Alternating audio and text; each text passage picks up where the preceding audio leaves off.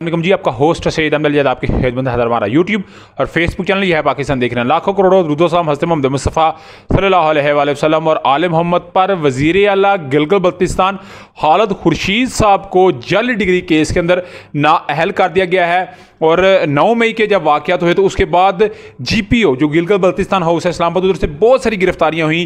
शाह महमूद कुरैशी साहब की गिरफ्तारी वहाँ से हुई, शहर अल अफरीदी की गिरफ्तारी वहाँ से हुई। यानी कि जितने प्रोमिनेंट थे पाकिस्तान तहरीक इंसाफ के, उनकी गिरफ्तारी जो है वो GPO से हुई। उसके अलावा ज़मान पार्क के अंदर जब आप जानते हैं कि वो तोशाहाना केस का मामला था और जो DIG शहजाद बुखारी साहब आए उनका, और ताहिर हुसैन SP साहब आए, तो सारे मामले के अंदर GB पुलिस थी। और एक मुबैना इल्ज़ाम ये भी था कि GB पुलिस ने जो है वो एक आगे से मज़ाहमत की, क्योंकि पुलिस तो वो भी एक अदारा तो है ना। उसके बाद उनकी कुछ नज़रबंदियों की बात सामने आई। उसके बाद जो बड़ी बात एक सामने आई कि जी जो GP के वज़ीर आला है खालिद खुर्शीद साहब, उनकी पाबंदी लगा दी गई ट्रैवल के ऊपर, और बड़ा एक मामला मेरा ख्याल है वो चलता रहा। मगर अभी आप जानते हैं कि आगा शहजाद साहब जो है वो GP के असम्बली के मेंबर हैं और पीपल्स पार्टी से इनका तल्लक है। इन्होंने बाकायदा तौर के ऊपर एक दरखास्त दी हुई थी और इसके अंदर अब्दुल हमीद और राना फरहान साहब इन 3 लोगों ने मिलकर एक दरखास्त दी थी और इनकी जाली डिग्री केस का मामला था।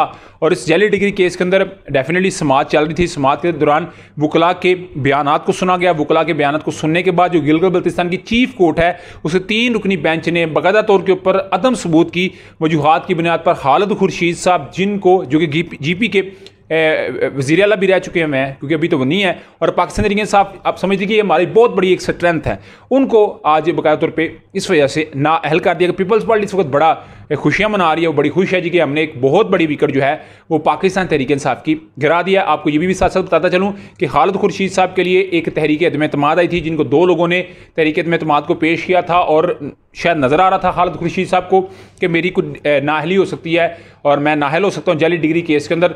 तो उन्होंने पहले ही असम्बली को वक्त से पहले ना तहलील करने का एक फ़ैसला कर लिया था, मगर उससे पहले अदालत ने उनको एक बड़ा सरप्राइज़ दे दिया। और मेरा ख्याल है ये एक तहरीक इंसाफ के ऊपर मज़ीद इस अमल से प्रेशर बढ़ सकता है। और डेफिनेटली मेरा ख्याल है जब वकला की जो है वो एक जिरा हुई होगी, बहस हुई होगी, तो उसके अंदर अगर वो नाकाम हुए हैं तो वो आज मंजर पर आ गया। उधर जी इमरान अहमद खान नसब अपनी बेगम के साथ आज इस्लामाबाद के अंदर थे और एक इतलात थी कि उनकी गिरफ्तारी हो सकती है, मगर मेरा ख्याल है रुका है मामला। और इंसानी दहशतगर्दी अदालत में इस्लामाबाद चेयरमैन तहरीक इंसाफ को दहशतगर्दी के 3 मुकदमात में ज़मानत में 10 जुलाई तक तस्वीर कर दी गया है। जैसा हमने कहा जी कि क्या आप फ़रीक बनेंगे तफ्तीश का। इमरान खान साहब ने मैं फ़रीक का तफ्तीश के लिए पेश हूँ, मगर मैं इस्लामाबाद से जब लाहौर से इस्लामाबाद आता हूँ अखराजात होते हैं, मेरी जान को मसला है, मैं ज़ख्मी हूँ। तो जैसा हमने कहा जी मैं आपके साथ बड़ा तावन करूँगा, आप मुझे ये बताएँ कि आप इस तफ्तीश का हिस्सा बनेंगे। उन्होंने कहा मैं बनूंगा, अस्सलाम वालेकुम।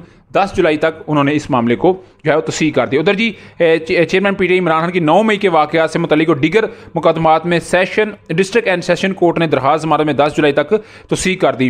एहतसाब अदालत आप जानते हैं तोशाहाना का इसका मामला था। नैब केस में 5 लाख रुपये मुचलकों की एवज़ इमरान खान की अबूरी ज़मानत 13 जुलाई तक मंजूर कर ली गई है। अल कादर ट्रस्ट केस में भी इमरान खान की ज़मानत में 13 जुलाई तक तस्दीक कर दी गई है।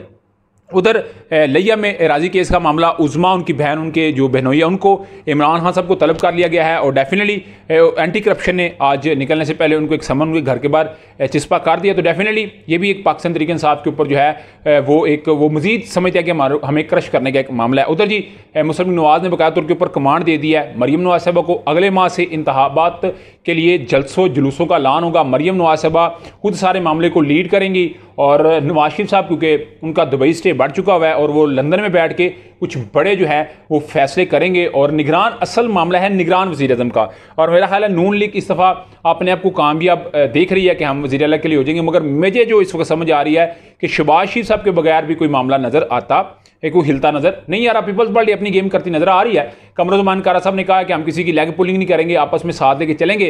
मगर मेरा जितने भी स्टेक होल्डर हैं, ये तो पाक फौज भी बात कह चुकी है कि जितने स्टेक होल्डर हैं वो सारे बैठ के सियासी जमातें अगर कोई फैसला कर लेती हैं तो बेहतर है, अदरवाइज़ फिर जो है वो फैसला करना थोड़ा मुश्किल हो सकता है। तो डेफिनेटली इमरान खान साहब, उनकी बेगम जो है वो इस वक्त इस्लामाबाद के अंदर मौजूद है, उसके मतलब मैं आपको बताऊंगा। और कुछ जो है इस वक्त पीडीएम की सिचुएशन क्या है उसके मतलब मैंने आपको बताना। तो हमारा चैनल आप समझ सकते हैं कि मुख्तलिफ वैराइटीज़ पे हम अभी काम कर रहे हैं। हम सियासत की बात भी करते हैं, हम जो आप इंटरनेशनल अफेयर्स की बात करते हैं, उसके अलावा जो आपकी इंटरेस्टिंग चीज़ें होती हैं वो भी आपके साथ डिस्कस करते हैं। मगर अभी तक आप अभी तक की अपडेट थी। व्लॉग की वीडियो पसंद आए तो फिर इस तरह की तमाम वीडियो देखने तक के लिए काइंडली चैनल को लाइक कर लें, सब्सक्राइब कर लें, अपने दोस्तों से शेयर कर लें। नेक्स्ट वीडियो तक के लिए होस्ट को इजाज़त, अल्लाह का हमें अस्सलाम।